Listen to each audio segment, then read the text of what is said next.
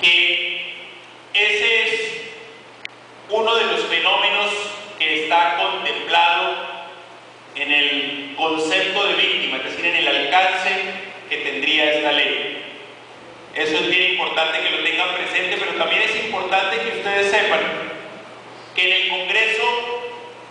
se están tramitando en este momento iniciativas muy importantes en favor de los desaparecidos. Hace un par de semanas, en la plenaria de la Cámara de Representantes, aprobamos la incorporación de Colombia a la Convención contra el Delito de Desaparición Forzada. Una vez cumplido el trámite en el Congreso de la República, Colombia se va a constituir en el Estado número 20 en adoptar esa convención, y con ello esta empieza a tener vigencia. Y una vez en vigencia, esta convención es susceptible de aplicación por cualquier juez de la República. Es además un referente de orientación para las decisiones judiciales y es por supuesto una obligación para el Gobierno Nacional desarrollarla. Fortalece los mecanismos judiciales para combatir este delito, fortalece los mecanismos para la búsqueda de los desaparecidos, entre otras cosas. Se tramita también en el Congreso un proyecto que es de nuestra autoría, que establece la figura de la ausencia por desaparición forzada para reemplazar la figura de la muerte presunta en aquellos casos de delitos de desaparición forzada. ¿Qué pretendemos con ello? Que los familiares de las personas desaparecidas puedan resolver problemas cotidianos y que esta figura pueda ser exigible ante un juez de la República en un lapso de tiempo muchísimo menor al que hoy está establecido para la muerte presunta. Tramitamos también, y ya es ley de la República, una ley que crea un banco de datos genético que se recoge de los familiares de los desaparecidos de tal manera que cuando se exhumen fosas comunes, la Fiscalía General de la Nación tenga una información básica de los familiares de los desaparecidos y contrastarla con la información que se desprenda de los cadáveres exhumados y con ello incrementar de manera exponencial las identificaciones de los cadáveres hallados en los cementerios clandestinos.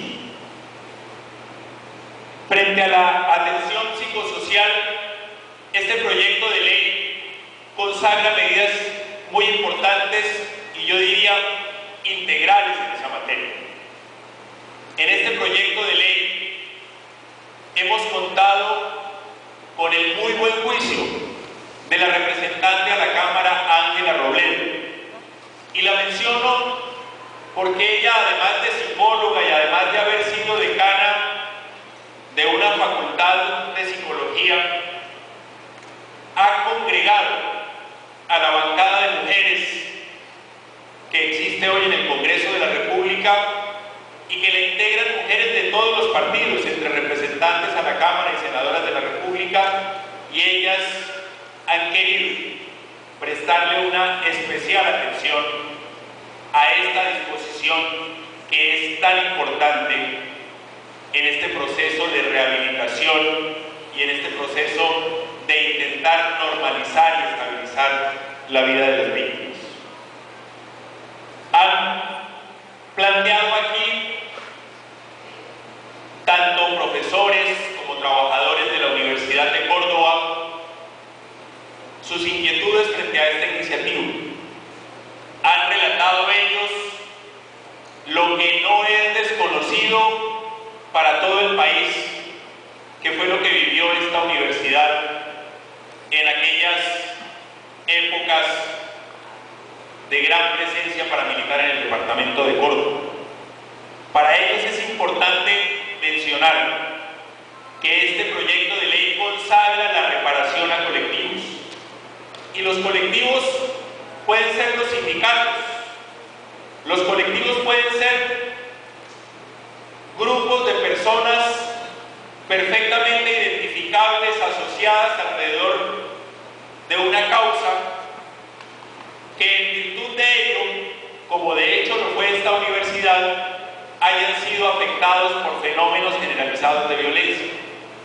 y en ese marco sus derechos fundamentales les hayan sido menoscabados. Este proyecto en ese sentido consagra la reparación a colectivos. Yo diría, frente a la propuesta de una ley especial para esta universidad, con una veeduría internacional, si bien lo entendí, yo tendría mis reservas de carácter constitucional frente a ello,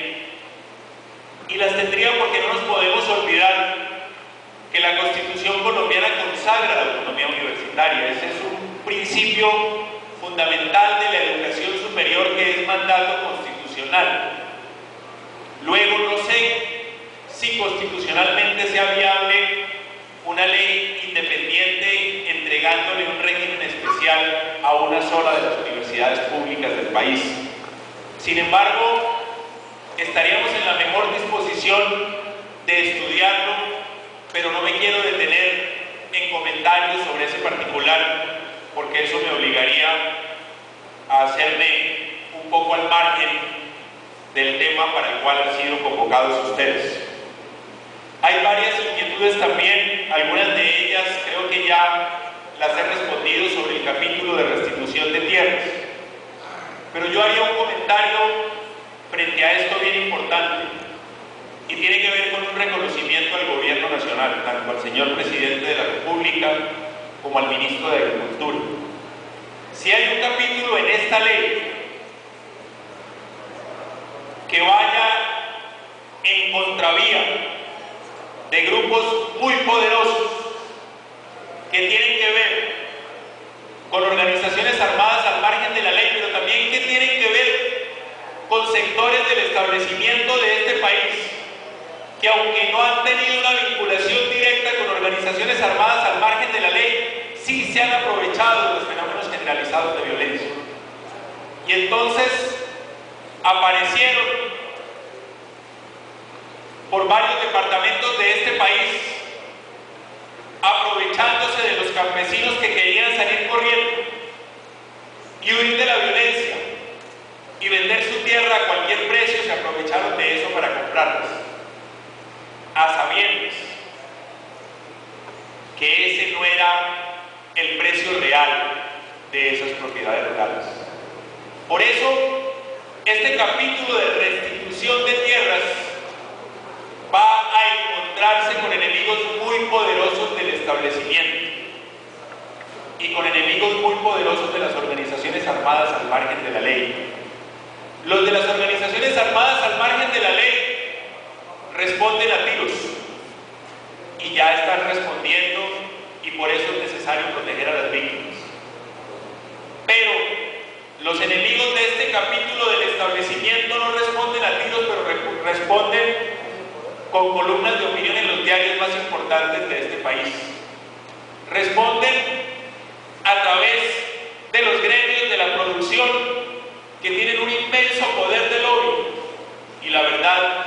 tienen también voceros en el Congreso de la República. Por lo tanto, a pesar de esa realidad, es necesario destacar el liderazgo y el compromiso que frente a este tema han asumido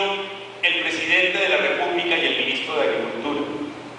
Este capítulo consagra ni más ni menos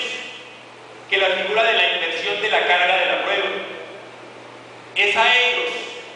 a los testaferros, a los empresarios que compraron las tierras a precios irrisorios, a quienes les corresponderá, por un lado, a los testaferros, demostrar lo imposible que es la legitimidad y la legalidad de los derechos que están ejerciendo sobre esas tierras, y a los del establecimiento, que compraron esas tierras a precios irrisorios, les corresponderá demostrar buena fe exenta de culpa, que a mi juicio difícilmente podrán demostrar.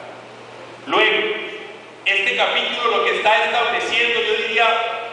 por primera vez en la historia de este país, lo que está es estableciendo presunciones en favor de la víctima.